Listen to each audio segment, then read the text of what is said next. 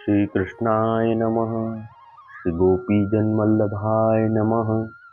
श्रीमदाचार्य चरण कमलेभ्यो नमः। श्री गुसाई जी परम दयालवे नमः। श्री यमुना चतुर्भ्यां नमः। श्री गुरुवे नमः। श्री गुरुचरण कमलेभ्यो नमः। जय श्री कृष्ण। वार्ता प्रसंग 3। और एक समय नारायण दास ने श्री गुसाई जी को विनती पत्र लिखियो।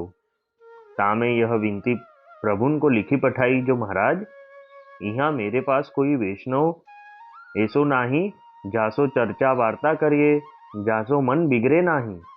चर्चा वार्ता बिना मन ठिकाने रहत नाही।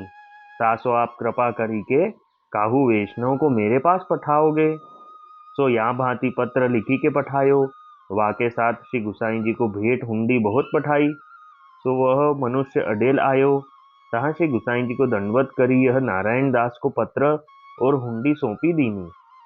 तो श्री गुसाई जी आप ही वह पत्र बाँचे और चाचा हरिवंश जी प्रभुन पास बैठे हते, तिनको वह पत्र बचायो। पाछे श्री गुसाई जी चाचा हरिवंश जी को यह आज्ञा दिए, जो चाचा जी तुम नारायण दास पास जाओ। तब चाचा जी श्री गुसाई जी आगे विनती करी, जो महाराज आपू की आज्ञा ते आपू के चरणारविंद छोरी के गोड़ देश में जाऊंगो, तो मेरी कहा गति होएगी। तब श्री गुसाई जी चाचा जी से कहे, जो तुम जहाँ होगे तहाँ हो तुमको नित्य दर्शन देऊंगो। तब चाचा हरिवंश जी अडेल ते श्री गुसाई जी पास से विदा होई के नारायण दास के पास गोड़ देश को चले। सो चाचा जी कहते एक दिन में नारायण दास के पास जाई पहुंचे। सो नारायण दास जब राजद्वार सो आए, तब चाचा हरिवंश जी ने नारायण दास सो श्री कृष्ण स्मरण करियो। तब नारायण दास अति आनंद सो घोड़ा ते उतरी चाचा जी को मिले। पाछे नारायण दास चाचा जी को हाथ पकड़ी अपने घर पधराई प्रसाद लिवाए। पाछे चाचा जी और नारायण दास बैठे दिन रात्रि भगवत वार्ता करियो करे। तब नारायण दास को दरबार जानो छूटी गयो।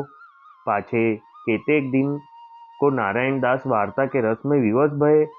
सो प्रसाद लेनो सेवा सब छूटी, मानो विकल भये होई। यह व्यवस्था नारायण दास की भई।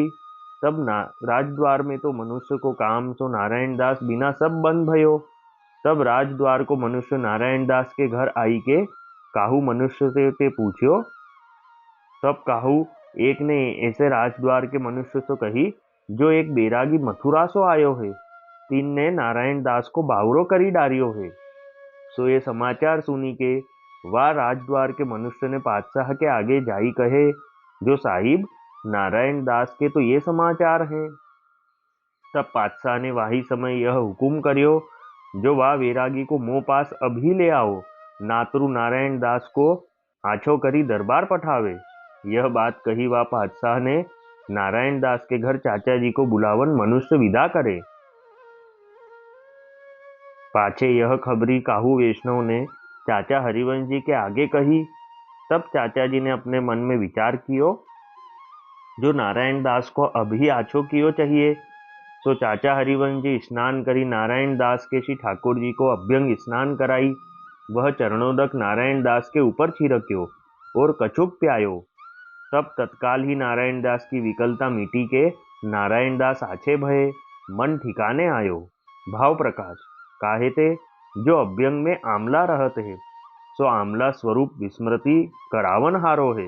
ताते नारायण दास की विकलता मिटी।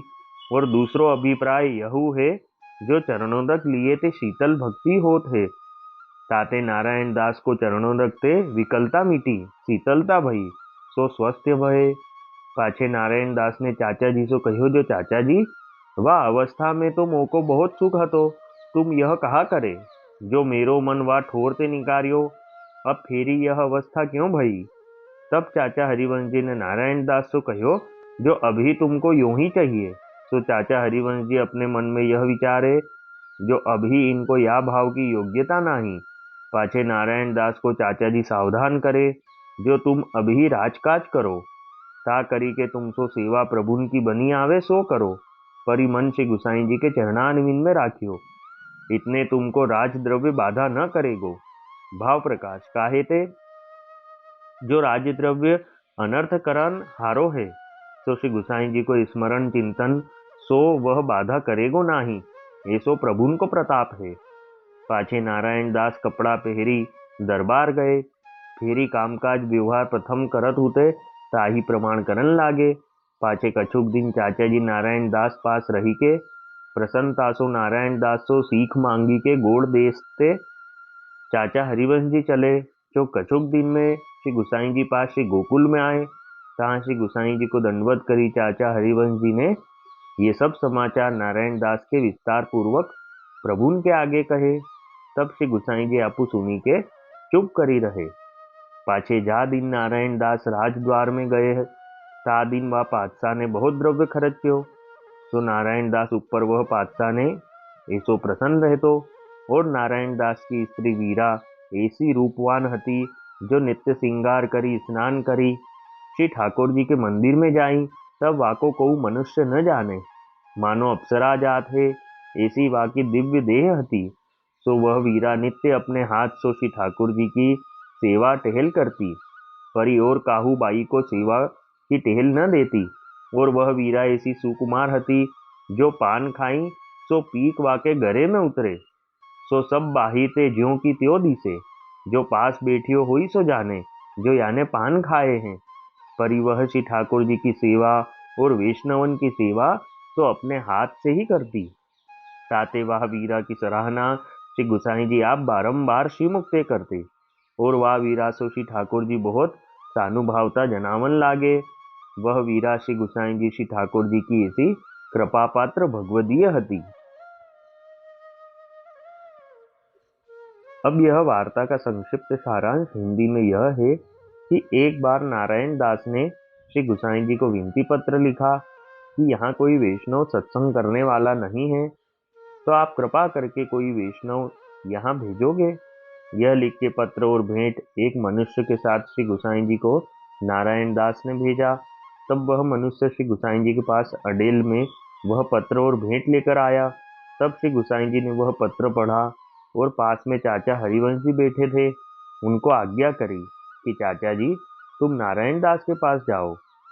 तब चाचा हरिवंश जी श्री गुसाई जी की आज्ञा से नारायण दास के घर गोड़ देश में गए। और नारायण दास जब राजद्वार से घर आए, तब चाचा जी ने नारायण दास को श्री कृष्ण स्मरण किया। तब नारायण दास चाचा जी का हाथ पकड़ के अपने घर में ले गए और प्रसाद लिवाया। फिर चाचा जी और नारायण दास बैठ के रात्रि दिन भगवत वार्ता करते। तब नारायण दास का मन वार्ता में ऐसा लगा कि राजद्वार जाना, प्रसाद लेना, सेवा सब छूट गया, मानो विकल दशा हो गई हो, ऐसे हो गए। तब राजद्वार के मनुष्यों ने आके नारायण दास की खबर पूछी। तब किसी मनुष्य ने बताया कि मथुरा से कोई बैरागी आया है, उन्होंने नारायण दास की ऐसी अवस्था की है। तब ये समाचार राजा के पास पहुंचे। तब राजा ने कहा कि अभी ही वो बैरागी को मेरे पास लाओ, और नहीं तो वो नारायण दास को अच्छे करके दरबार में भेजे। ऐसा राजा ने हुक्म सुनाया।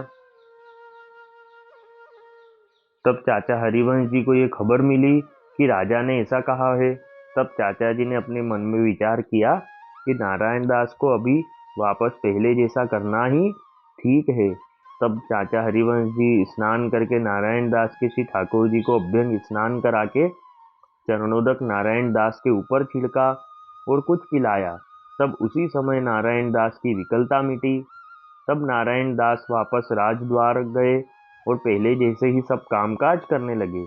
फिर कुछ दिन चाचा जी नारायण दास के पास रहकर वापस श्री गोकुल आए और सर्व नारायण दास के समाचार श्री गुसाई जी को सुनाए। और नारायण दास की स्त्री वीरा भी श्री ठाकुर जी और वैष्णव की सेवा टहल सब अपने हाथ से करती। और वीरा को श्री ठाकुर जी सानुभावना जनावते, तो वह वीरा श्री ठाकुर जी और श्री गुसाई जी की ऐसी कृपा पात्र भगवदी हती।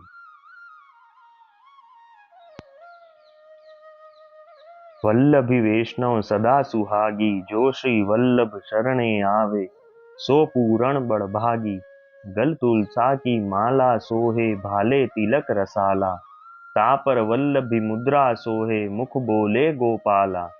तन मन धन वैष्णव पर वारू गाऊं श्री गिरधर लाला। आज सभा में पूर्ण रहत हैं सूर दास नंद लाला। वल्लभी वैष्णव सदा सुहागी।